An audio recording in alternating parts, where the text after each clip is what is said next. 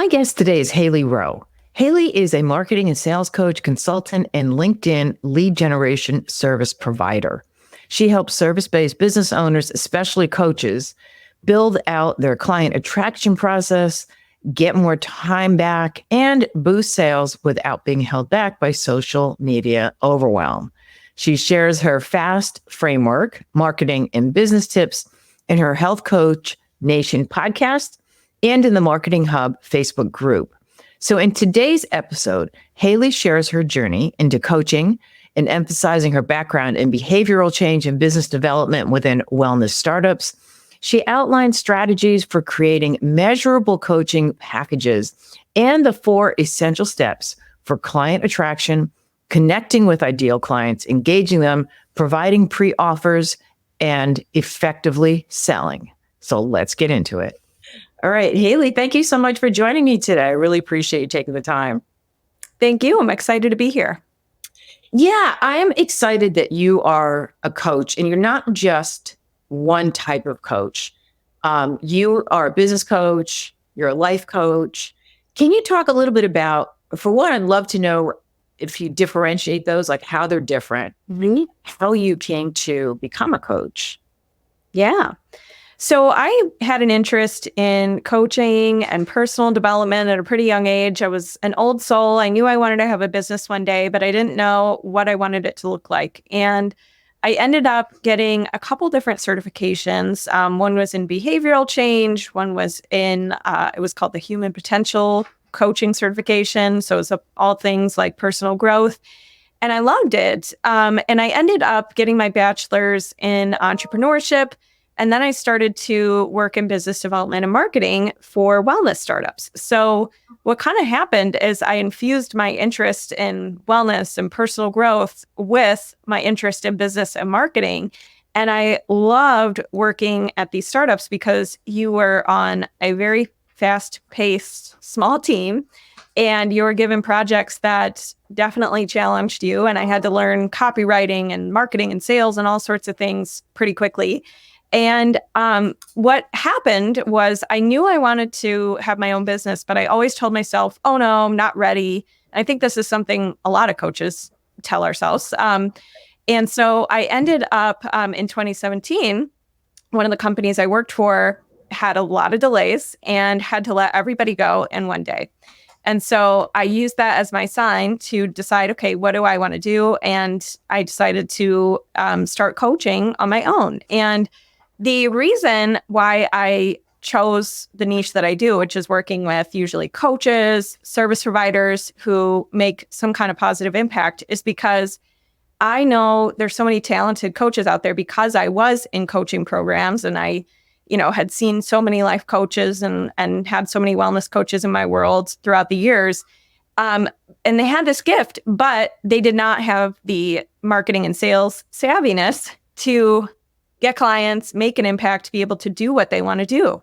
So that's kind of how I transitioned into that. And that's kind of what I'm passionate about because I love the marketing and sales side of things. And to be able to help individuals reach more people and do their craft is something I'm passionate about. So that's kind of how I got into it. And I guess to answer your question about what's the difference between a business coach and a life coach and all that, I mean, I think life coaches, they help people with their health or their relationships or things like that, whereas a business coach helps you with your business, and that's what I'm focused on.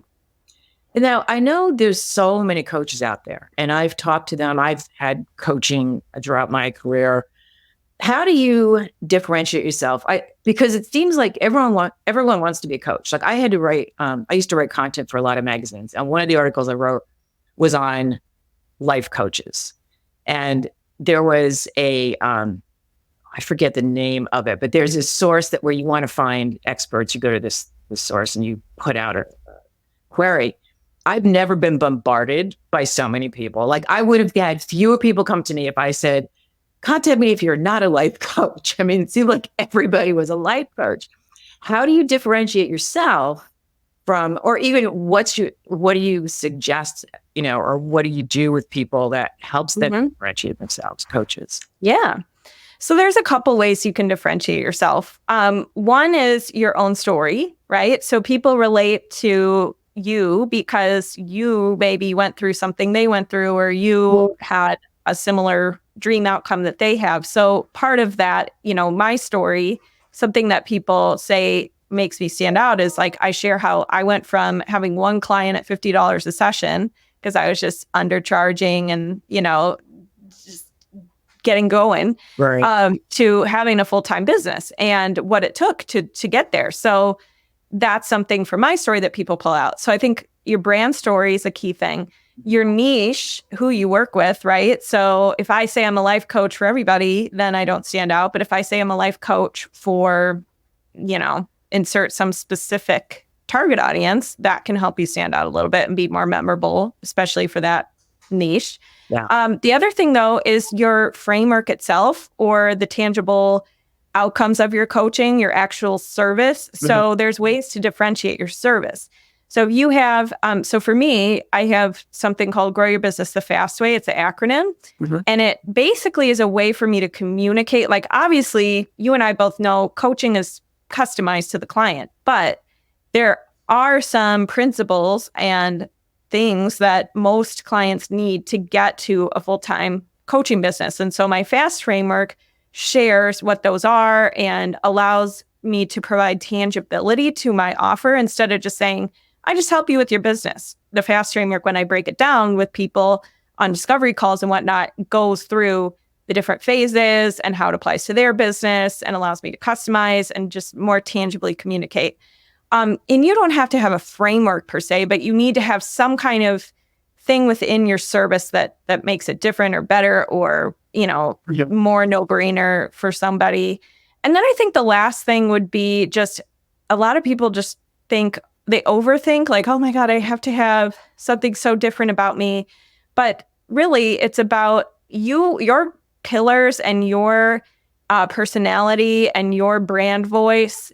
There's things naturally that if you're just being yourself, you're going to attract people probably like you. So for me, it's kind of funny. I work with a lot of people who are like women in their probably 40s or 50s. But it's funny because I don't say, hey, everyone, I just work with women in their 40s and 50s. But naturally, they gravitate towards me because I'm very family oriented. I live in the Midwest. A lot of them live in the Midwest. Pretty wholesome over here as a brand. Like I tend to attract a certain type of person just because of who I am and how I show up. So that too will come up for people. Yeah, that's so important. And I love how you, basically you're saying you have this abstract concept because you're all these coaches saying you're going to have, a life that you're going to love. What does that even mean? I mean, it just, especially over the years. I mean, Marie Forleo was kind of the one that paved way back in, 2014, I think it was, because I took her B school course back then. But it seems like people are not going for that anymore. They want to know exactly, there's just so many options out there that they want to know exactly what I'm going to get out of this. And so what you're saying is, here's going to be the outcome. Are they things that you can actually measure though? Like, how do you judge if the coaching is working, or how do you have your clients gauge it? Yeah, that's a great question. So I would say there's a couple things to consider when you're making your coaching package or program or whatever. One of them is because a lot of the benefits, as you said, of coaching can be intangible. Like if we say, have more energy or just be happier in your day-to-day life, you have to create measurable metrics around that. So something you might do, if it is something intangible like that, you might have a survey they take at the beginning, middle, and end of coaching have maybe their own rating scale to just see wow, actually I am having less afternoon slump moments or something like that. So creating a survey or something measurable can be good. If you do have something that's metrics based, that's even better. Like if it's, in my space, obviously it'd be more about how many sales or targets are you reaching for booking yourself on podcasts or things like that. So that could be measured in a more clear way by having a form or something like that. But The other thing would be when you're making a program, you want to make sure that obviously you're going to customize it every week, but organize your framework or pillars or themes of your coaching. Okay. And then within each, define the biggest problems or dream outcomes within each pillar. So like, let's say one of your pillars is more energy. Within that, you might say, well, problems they have, well, the afternoon slump is one. Not getting a lot of sleep because they're new parents or something might be another. And for each of those, try to come up with some kind of solution or guide or thing that makes it easier or thing that you do for them that solves that you could incorporate into your program too. And that could be helpful for making it more like tangible. Yeah, that's great because it is sometimes hard to measure. When we think about, reaching more people and we talk about social media, it can be super overwhelming. I know, I have someone that just puts out my content on platforms and because I just don't have time. I mean, it's super overwhelming. You talk about client attraction. You said there's 4 steps. Is that part of it? And if not, like, what are the 4 steps with client attraction? Yeah. So the 4 steps of client attraction is something that I use to communicate how you take a stranger to a client. And any platform you pick, whether it's Instagram, Facebook, whether you choose podcasting as your main marketing tool, you're going to kind of move through these 4 steps. And it is connect, engage, pre-offer, and sell. So connect is basically how to be visible in front of your ideal client or partners. So you're going to pick, where do I think most of my people will hang out or I can be visible in front of them? And then what we need to do is engage with your audience. So that is where you ask an intentional question or you get feedback by doing market research or things like that. So you need to have a way to engage with your people and hear what is actually useful to them. Right. What do they want? And then we can move to step 3, which is a pre-offer, which is where you give a free lead magnet, like something where someone gives their email to you in exchange for a free gift or a free mini session with you or something like that. Or so some kind of way you're going to give a quick win and build trust and deliver on what they find useful, which you found out in step 2. And then step 4 is sales. That's where you transition to, would it make sense to go deeper together? Would it make sense to connect for a free call to talk about your goals and see if coaching makes sense, right? So that it could also be a webinar. It could be a sales page. It could be an email funnel you have after your pre-offer that does the follow-up. It could be a combination of those things. But basically, we have to move through those 4 steps to get a client. And what a lot of people think is they skip steps 2 and 3. Like they're just like, oh, I got to connect. And then I just got to talk about what I do. But there's steps in between that you have to find out. And a lot of people too will make up their step 3, their pre-offer, based on what they think is really useful for their audience or what they want their audience to want, but not what their audience actually wants, not what their audience actually says that they want. So the engaging piece, getting people to share with you what they find useful, allows you to make a much better pre-offer that can then lead to a sale. So that's something to keep in mind as you go about this. Now, you work a lot with LinkedIn as well. Mm-hmm. Yep. Because are you familiar with the term pitch slapping? When people... Yeah. So that's a thing too. You see on LinkedIn, especially, people will skip the 2 steps in between. They'll connect, they'll send you a connection request on LinkedIn. Yeah. And then they'll pitch slap you, which is step 4, which was not the goal, right? Jumped over the whole thing. Yeah. Yeah. Yeah. But my philosophy, sorry, what was that? That's exactly what you don't want to be doing. Right. But here's the thing. You can send a connection request to someone, and then once they accept it, you can ask a question to find out what's useful to them. What kind of content do they want to see now that you guys are connections on LinkedIn? Maybe you say, hey, it's great to be a new connection. I'm looking to provide useful tips for entrepreneurs. And would there be any types of content that would be useful around, marketing, sales, like any hurdles you're facing within those where I can make good content to be useful, something like that. So you could ask a question that allows you to give better pre-offers or content or freebies. So that's usually more my style on LinkedIn, is just first engaging. Or can you, provide value to this person by connecting them with someone else who might be a good partner or something like that. So there's ways to go about it, LinkedIn lead gen, in a way that's not pitch slapping, but still direct and still, building relationships and that kind of thing.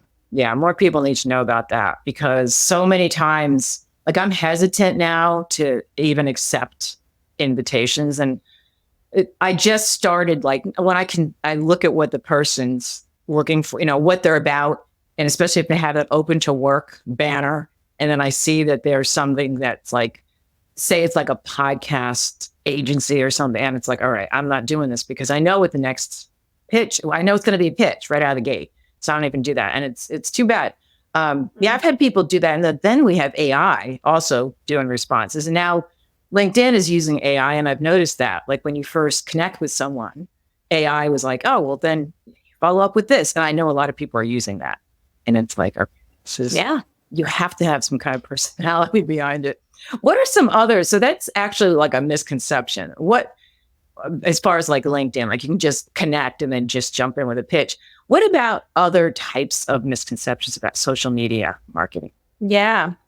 Well, I think specifically on LinkedIn, a lot of people think LinkedIn is only for getting jobs, like corporate jobs, or it's only for just like submitting your resume to things. And the truth is, it is a networking platform. And it's great for finding referral partners, finding podcasts to be on, finding your target audience if you work with a certain type of professional. So that's one misconception right off the bat, is that LinkedIn is not a platform I should be on because it's just for getting jobs and I'm an entrepreneur. So disagree with that. The second thing is the posts on LinkedIn. A lot of people think, oh, I need to post very like stiff, serious, only professional, very dry content on LinkedIn because it's very much a professional network. And I disagree. You can share your story. You can share, something about something that may be an unpopular opinion, something like that. One of my good friends who has viral posts on LinkedIn and has reached millions of people with his posts, his most popular posts are about adopting his 2 daughters, have nothing to do with his business, allows people to connect with him and relate with him. So you don't have to be super stiff with your LinkedIn content.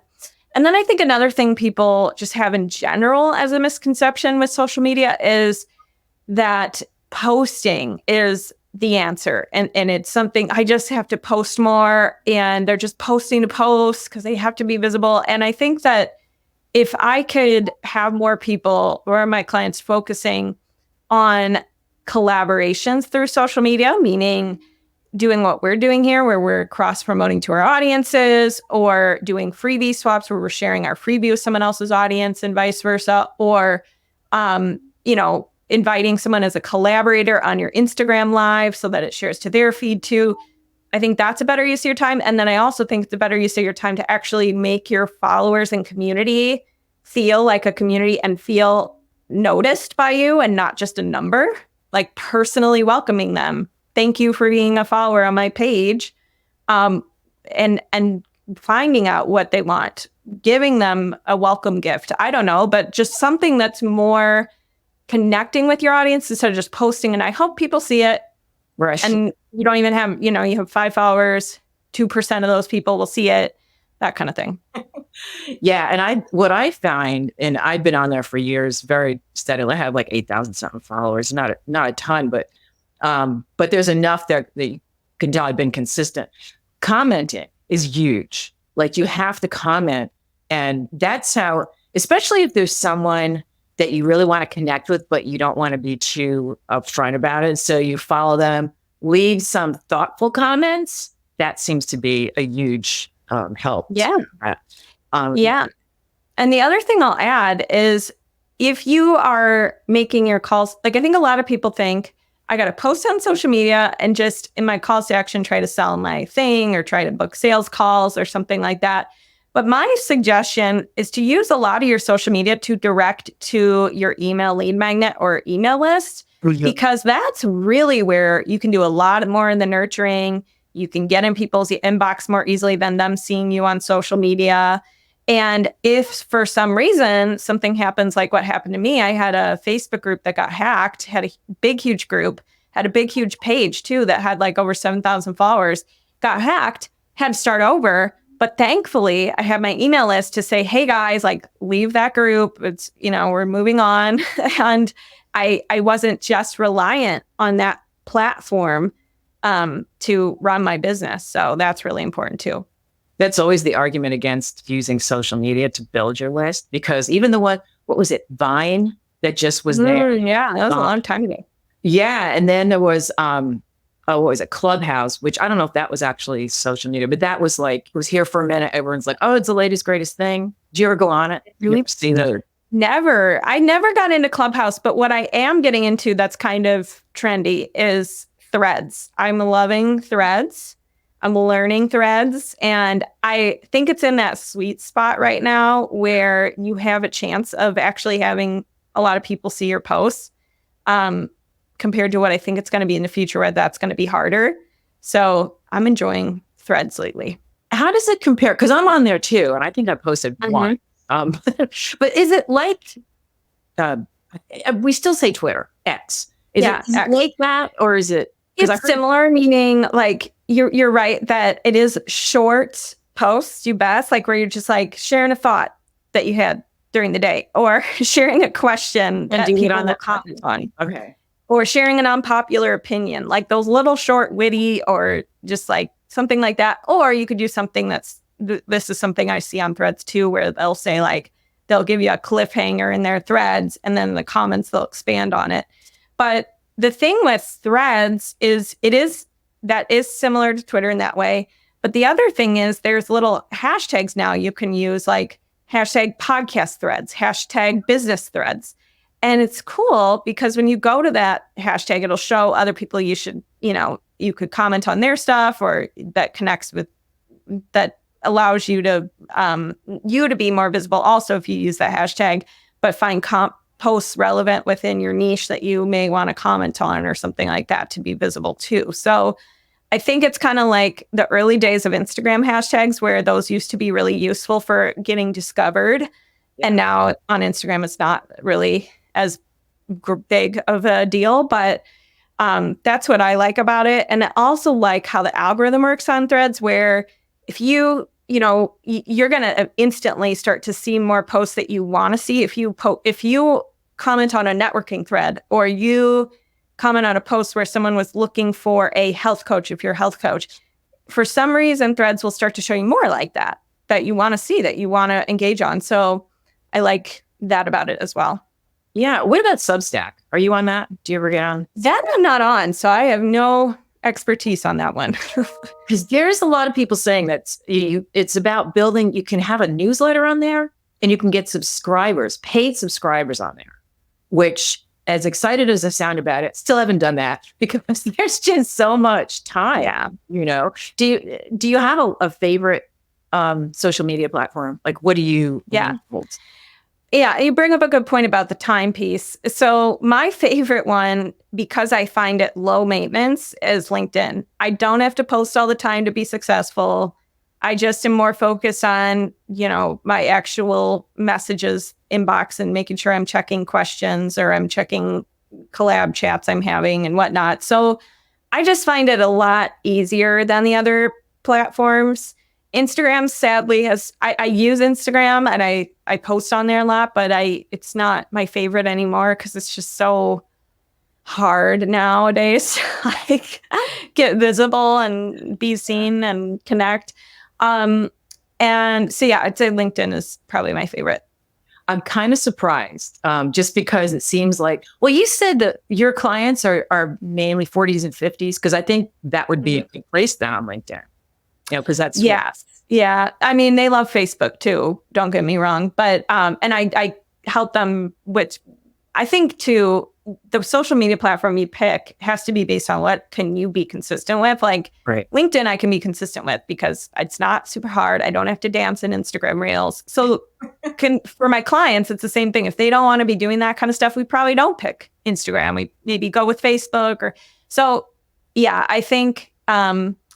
You have to kind of pick based on what you can stick with, what kind of meets your personality a little bit. Where are your people hanging out based on your target audience, things like that. Yeah. And that makes so much sense. Well, speaking of social media, so where can people find you? Or is it mainly LinkedIn? Where else? I'll put everything in the show notes. Yeah, I'm on Instagram at Hayley_Rowe, and I'm on, I have a podcast called Health Coach Nation. It's business tips for coaches and service providers, and HayleyRowe.com. And if anybody wants to learn more about how to go about the 4 steps of client attraction, I have a free class about that and playbook, and it's at HayleyRowe.com/client-attraction. So if you're like, I'm on social media, but I don't know what to be doing on social media, or I feel like I'm just posting and it's wasting my time, that might come in handy. That would be great. And I'll put all of that in the show notes. Thank you so much for taking the time today. It's been great. Thank you. I appreciate it.